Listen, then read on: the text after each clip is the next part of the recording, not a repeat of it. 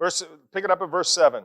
Now then, my sons, listen to me. Do not turn aside from what I say.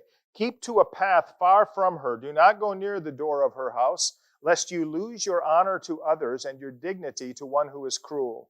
Lest strangers feast on your wealth and your toil enrich the house of another. At the end of your life, you will groan when your flesh and body are spent. You will say, how I hated discipline. My heart spurned correction. I would not obey my teachers or turn my ear to my instructors, and I was soon in serious trouble in the assembly of God's people. So Solomon describes here the consequences of being taken in by temptation. And that's why I think Solomon writes Proverbs when he is very, very old. Because to me, that has a note of experience there. He says that if you go down this path, you're going to get to the end of your life and you're going to think, what an idiot I was. I wasted my life. So he says that you lose your honor, your respect, your esteem.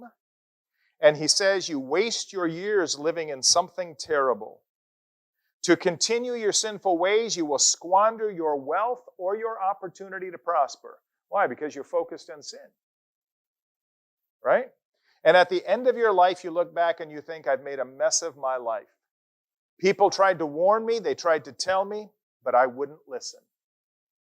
And look again at what he says in verse 14.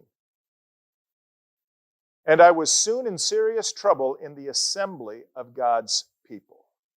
That seems to indicate that while he was living in sin, he was still in the assembly of God's people. So he was practicing his religion and living in adultery. Whatever that adultery was, right? If we see this as a metaphor for larger ideas of sin and temptation.